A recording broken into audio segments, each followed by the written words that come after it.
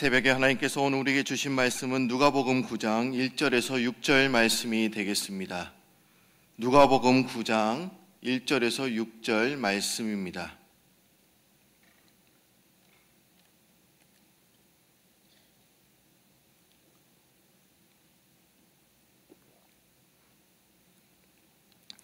누가복음 9장 1절에서 6절 말씀 다 찾으신 줄 알고 우리 한 절씩 교독하시겠습니다. 예수께서 12 제자를 불러 모으사 모든 귀신을 제어하며 병을 고치는 능력과 권위를 주시고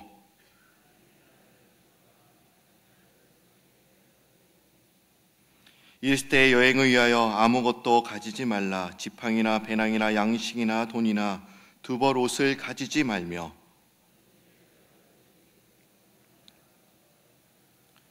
누구든지 너희를 영접하지 아니하거든 그 성에서 떠날 때 너희 발에서 먼지를 떨어버려 그들에게 증거를 삼으라 하시니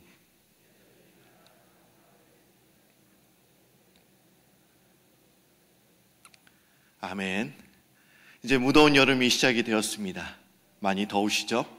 예. 여러분들 제가 좀 이상한 게 아마 발견된 점이 있을 거예요. 외투가 없어졌어요. 제가 외투를 놓고 온 것이 아닙니다. 이제 한 여름이 돼서 이제 교회 방침대로 여름에는 외투를 입지 않고 이 단에 서기로 이렇게 결정을 했습니다. 많은 교회에서 미국의 많은 교회들은 이렇게 하죠. 반바지를 입고 또 비치이어를 입고 또 설교하시는 목사님들이 있어요. 근데 그거는 저희 교회는 조금은 어울리지는 않을 것 같습니다. 그래서 여러분들 강대상에 올라오신 분들 외투를 벗고 이제는 셔츠 그리고 그 넥타이만 하고 올라오셔도 될 것만 같습니다. 솔직히 이 자리만 서도요 얼마나 더운지 몰라요. 왜냐하면 조명 때문에요 한 2, 3도 한 5도는 더 높아지는 것 같아요. 여러분들은 거의 여름 시원하게 말씀을 들을 수 있지만 여기는요 한 5도는 더 높은 것 같습니다. 그런데 오늘 자켓을 벗으니까 얼마나 시원한지 몰라요. 예. 오늘 여러분들과 누가복음 9장 1절과 6절의 말씀을 통해서 저는 오늘 제목을 예수님의 제자 훈련, 과연 우리가 제자 훈련이란 무엇인가 이거에 대해서 잠시 말씀을 나누고자 합니다. 하나님을 경험하는 삶이라는 책으로 유명한 헨리 블랙가비가 영적 리더십이라는 책을 또한 쓰게 되었습니다. 그리고 이 책은 리더십에 대해서 영적 리더십에 대해서 이렇게 이야기를 하고 있습니다. 과연 여러분들은 영적 리더십이라고 우리가 말할 때 여러분들은 무엇이라고 정의를 내리실 수 있으십니까?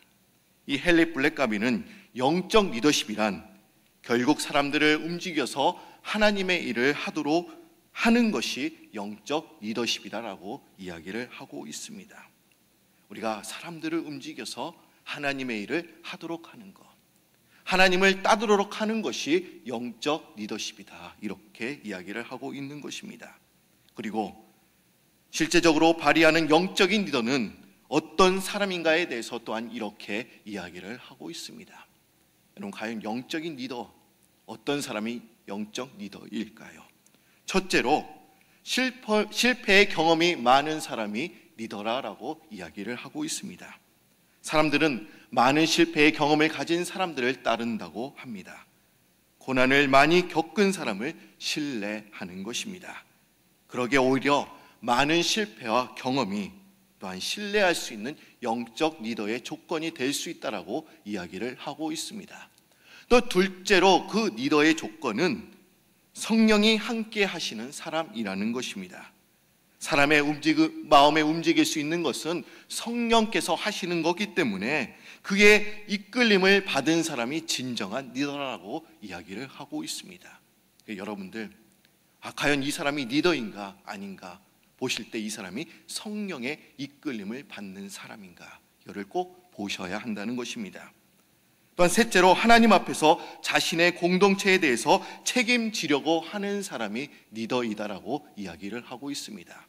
그러니까 우리는 책임감 있는 사람이 꼭 필요한 거예요. 여러분들이 목장에서 리더를 세우실 때도 꼭 보실 때 이걸 세우셔야 돼요. 이거 보셔야 되는 거예요. 이 사람이 진짜 시간을 잘 보고 또한 책임감이 있는 사람인가 이거를 꼭 보셔야 된다는 것입니다.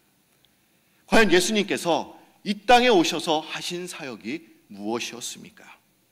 예수님은 이제 30세에 이제 공적인 공생애를 시작하시면서 12명의 제자들을 택하셨습니다. 그리고 그들을 훈련시키고 키우셨습니다. 마태복음 9장 35절을 보시면 예수님의 사역에 대해서 이렇게 정의를 내리고 있어요. 예수께서 모든 도시와 마을로 두루 다니사 그들의 해당에서 가르치시며 천국 복음을 전파하시며 모든 병과 모든 약한 것을 고치시니, 이렇게 기록되어 있습니다. 예수님께서는 이 땅에 오셔서 세 가지 집중 사역을 하셨다는 겁니다. 해당에서 가르치셨습니다. 그리고 천국 복음을 전파하시며 모든 약한 병든 사람을 고쳐주셨다라고 이렇게 기록되어 있는 것입니다. 12명의 제자들은 예수님과 이제 동고동락을 하면서 예수님께서 어떻게 사역을 하시는지 옆에서 지켜보게 되었습니다. 그리고 예수님께서는 어떻게 이렇게 사역을 하라 이렇게 말씀하신 것이 아니었어요. 몸소 몸으로 실천하며 그들에게 보여주셨던 것입니다. 참 리더가 무엇일까? 몸으로 보여주는 것이 리더인 것입니다.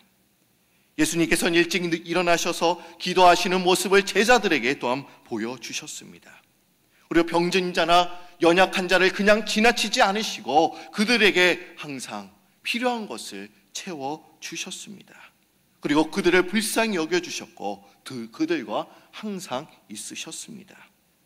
이제 예수님의 제자들은 예수님으로부터 많은 훈련을 받았기 때문에 이제 그 훈련된 것을 가지고 예수님께서 하신 것을 눈으로 봤기 때문에 이제 직접 이제 사역지로 나가서 이제 사용할 수 있는 기회가 이제 오게 된 것입니다.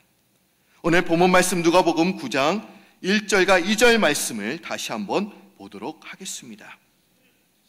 한번 여러분들이 읽어주시면 감사하겠습니다. 한번 읽어주실까요?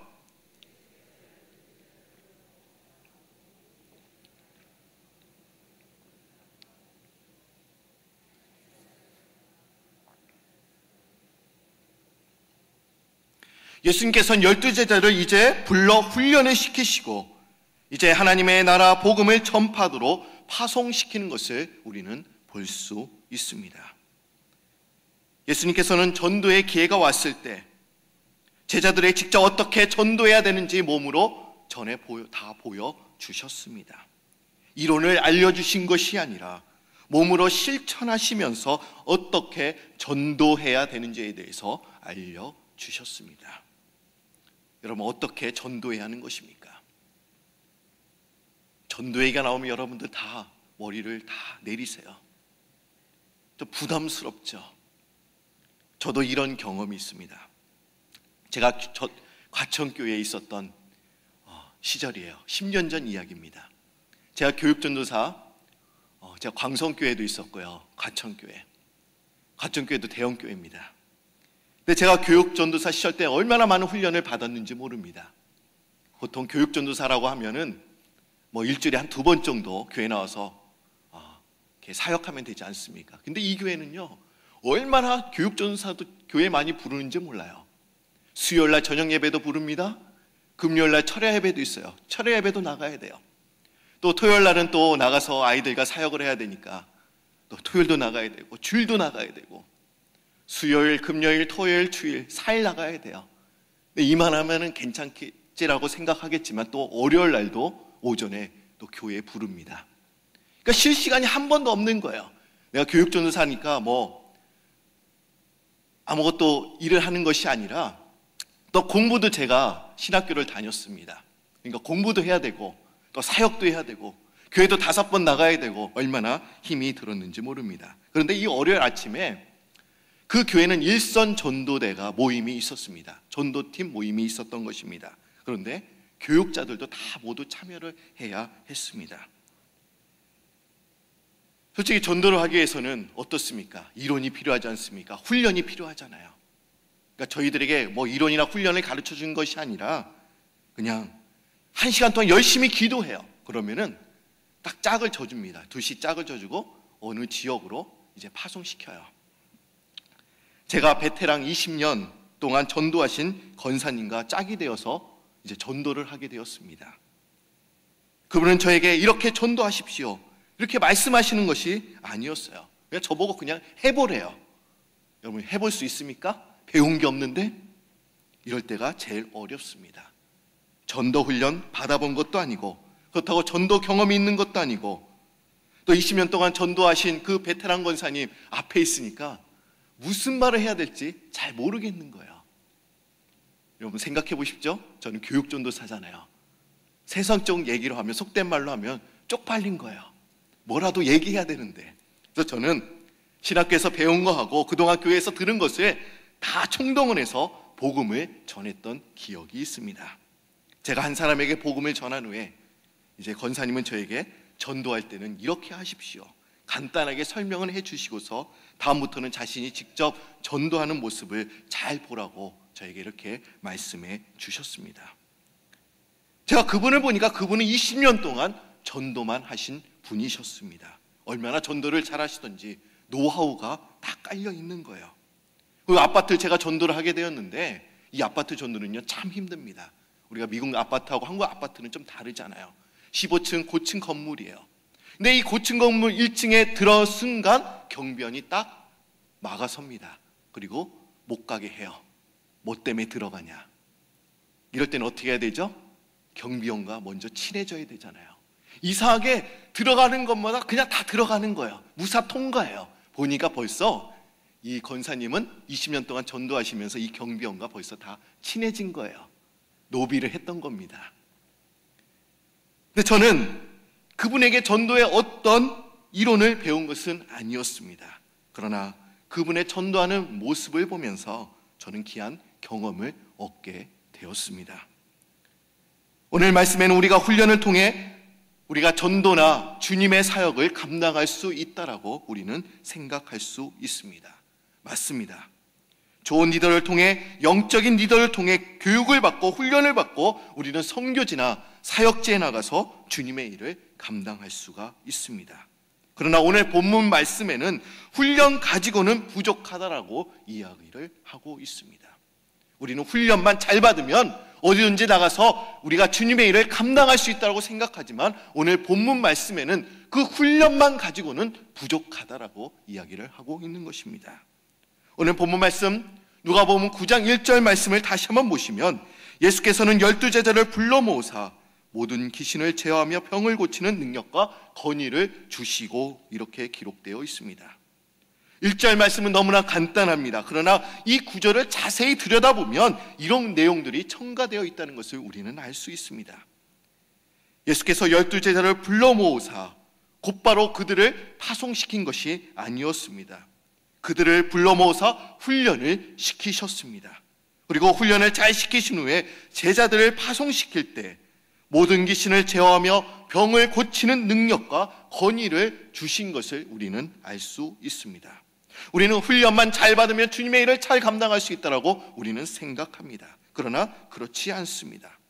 오늘 말씀에는 이 훈련뿐만 아니라 우리가 가져야 할 것이 있다. 그것이 무엇이냐? 하나님께로부터 능력과 권위를 가져야 된다라고 이야기를 하고 있습니다. 그러니까 여러분들이 가져야 될 게 훈련뿐만이 아니에요.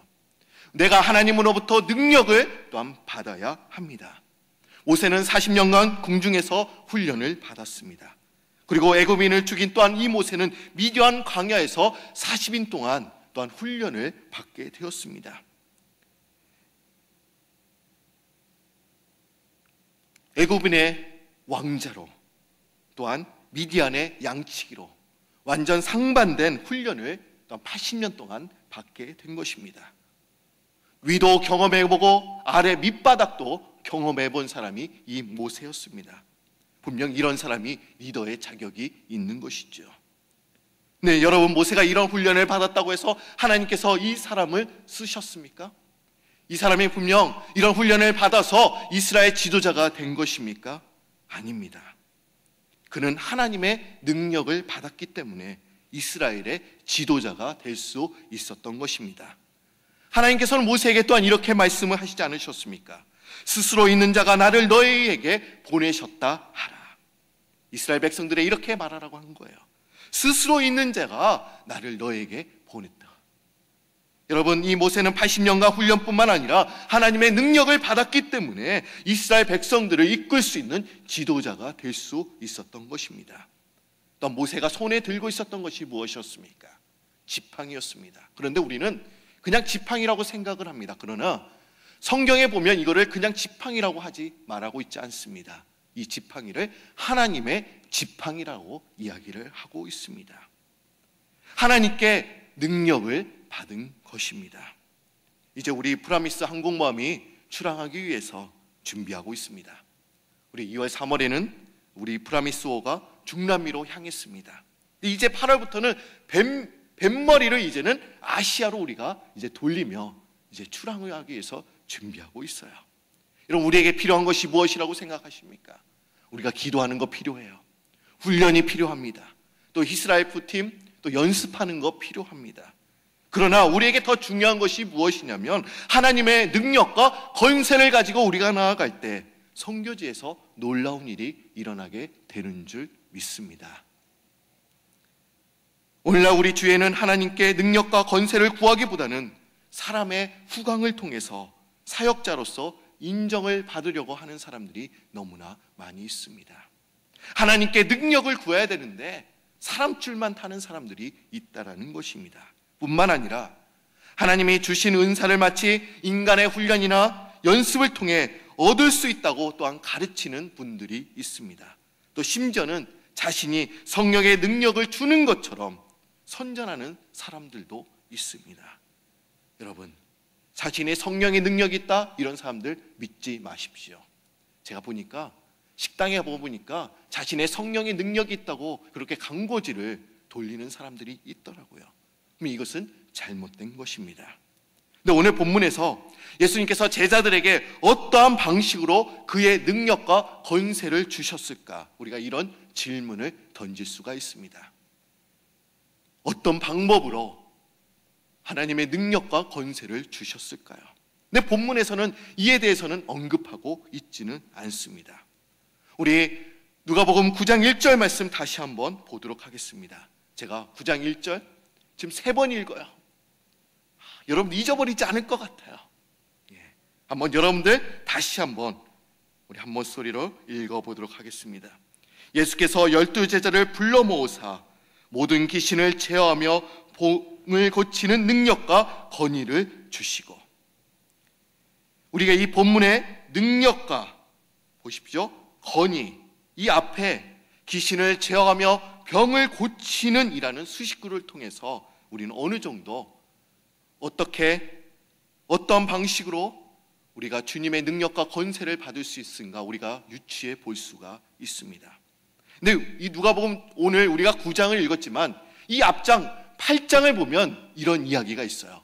거라사 귀신이 나오는데 2,000명의 귀신을 이제 바닷속으로 내모는 그런 장면을 또한 우리가 볼 수 있습니다. 그리고 12해 동안 혈우증을 앓았던 그 여인을 고치시는 사건이 또한 이 앞장 8장에서 기록되어 있습니다. 그런데 8장 1절을 보시면 예수님께서 또한 이렇게 말씀하셨습니다. 예수께서 12 제자와 함께 하시고 그들을 데리고 다니시면서 친히 가르치시고 보여주신 내용들이 또한 8장 1절에 기록되어 있습니다. 우리가 이것을 통해서 이런 답을 또한 우리는 내릴 수가 있습니다. 예수님께서는 제자들에게 자신의 신적 능력과 권위를 주신 것은 어떤 주술적 행위나 행위에 의한 것이 아니라 그들과 함께 데리고 다니시면서 실질적으로 그들을 보여주시고 가르치심으로써 능력과 권위의 의미를 알게 해주신 것입니다. 여러분, 오늘 읽진 않았지만 마가복음 16장 20절, 마가복음의 끝장 마지막 절은 무엇이라고 기록되어 있습니까? 제자들이 나가 두루 전파할세 주께서 함께 역사하사 그 따르는 표적으로 말씀을 확실히 증언하시니라라고 기록되어 있습니다. 주께서 함께 역사하심으로 제자들의 능력과 권세가 나타났다라고 기록된 것입니다. 그러니까 우리가 가져야 할 믿음이 무엇입니까? 주께서 나와 함께 역사하신다. 우리가 이런 믿음을 가지고 나아갈 때 하나님의 능력이 우리 삶 가운데 일어나게 된다는 것이에요. 하나님께서 나와 함께 역사하신다. 지금 예수님은 분명 그 당시 제자들은 예수님과 같이 전도하러 나갔습니다. 그리고 이제는 제자들만 전도하러 나가야 돼요. 달라진 것이 무엇입니까? 제자들이 있는 거 없는 거예요. 그러나 제자들의 마음속에 가졌던 것이 무엇이냐? 예수님이 나와 함께 역사하신다. 이런 믿음을 가졌다는 거예요. 분명 우리가 2000년 전에 예수님과 같이 우리가 선교지로 나가면 얼마나 좋습니까? 얼마나 놀라운 일이 일어나겠습니까? 그런데 왜 지금 현장에서도 왜 하나님의 놀라운 일들이 일어나고 있습니까? 그 이유는 주님께서 나와 함께 역사하신다는 믿음을 가지고 나아갈 때 분명 하나님의 능력이 그 선교지 사역지에서 일어나게 될 줄로 믿습니다. 영국의 공산주의였고 또 나중에 헌신된 그리스도인이 되어서 많은 영향력을 끼친 하이드 더글라스라는 분이 계십니다. 그런데 이분이 데디케이션 앤 리더십이라는 책에서 자신이 공산주의로서 자신의 삶에 대해서 이렇게 해고하고 있습니다. 나는 아침에 일찍 일어나서 공산당 강령을 외우고 가장 먼저 공산당 신문을 2부 삽니다. 그리고 사람들이 붐비는 시간에 지하철을 타고 절대 앉지 않고 일어서서 다른 사람들을 보기 좋게 신문을 펼쳐들고 그 신문을 봅니다. 그리고 그 신문을 꼭 다른 사람들이 읽도록 지하철에 놔두고 내리게 됩니다. 그리고 다른 한 분은 직장 동료들이 잘 읽을 수 있도록 그리고 공산당으로서 가장 모범이 되는 생활을 하기 위해서 누구보다 열심히 일하고 또한 퇴근하여서는 다른 이들을 학습하는 일을 합니다. 이렇게 이야기를 했습니다. 그러면서 이분이 또한 이렇게 이야기를 합니다. 공산당에게는 성령의 도우심은 없었지만 헌신된 소수의 리더가 있었기에 세상에 이렇게 큰 영향력을 끼칠 수 있었다고 이야기를 합니다. 공산주의는 지금 사라졌습니다. 그러나 적어도 1세기 동안 가장 영향력 있는 사상이 또한 되었습니다. 그들의 세계 3분의 1에 걸쳐서 영향력을 또한 발휘하기도 했습니다. 2000년 동안 그리스도인이 된 사람의 숫자보다 지난 1세기 동안 공산주의자 된 사람들의 숫자가 더 많았음을 우리는 보게 됩니다. 여러분, 성령님께서 공산주의자보다 더 능력이 없었기 때문에 이런 일이 일어난 것입니까? 아닙니다. 1세기 동안 공산주의의 영향은 컸지만 지금은 공산주의가 남아있지는 않습니다. 더 시들해지고 점점 사그라지고 없어지고 있습니다. 여러분, 성령의 도우심은 없었지만 헌신된 소수의 리더가 있었기 때문에 세상에서 큰 영향을 끼쳤다. 이분의 말이 저의 말을 좀 찔리게 합니다. 여러분도 그렇지 않습니까? 성령의 도우심이 있으면 분명 큰 일이 일어나게 됩니다. 과연 여러분들이 생각해야 될 것이 있어요. 내가 진정 헌신된 소수의 리더인가? 여러분들이 훈련받는 것도 필요합니다. 그러나 우리에게 더 필요한 것은 하나님의 능력을 받고 나아갈 때, 하나님의 권세, 권위를 가지고 나아갈 때 선교지에서 많은 놀라운 일들이 일어나게 된다는 것입니다. 오늘 여러분들이 이런 믿음을 가졌으면 좋겠어요. 주께서 나와 함께 역사하신다. 2000년 전에 주님께서 가시는 곳마다 놀라운 일들이 일어났습니다. 죽었던 자들이 살아나고 눈먼 자들이 눈을 뜨게 되는 그런 놀라운 일들이 일어났습니다. 그러나 우리도 이런 일을 행할 수가 있어요. 이런 믿음만 가지고 있다고 한다면 주께서 나와 함께 역사하신다. 여러분, 이런 믿음을 가지고 오늘 삶을 살아가는 여러분들이 되시기를 바랍니다. 이제 우리 프라미스호가 이제 출항하기 전에 이제 한 달 남았습니다. 이제 여러분, 우리가 기도하는 게 필요해요. 훈련이 필요합니다. 한마음 한치 되어서 기도하는 게 필요합니다. 그러나 우리에게 더욱더 필요한 것은 우리 안에 가진 믿음 또한 우리가 필요합니다. 우리가 하나님의 권세와 능력과 권위를 가지고 나가야 합니다. 훈련만 돼서는 안 됩니다. 하나님의 능력을 여러분들이 다 체험하셔야 합니다. 하나님의 권위와 권세를 가지고 우리가 나아갈 때 선교지에 있는 악의 권세들이 다 물러나게 되는 줄 믿습니다. 그런 믿음을 가지고 여러분들 기도하시면서 나가시는 여러분들 되시기를 바랍니다. 다 같이 기도드립니다.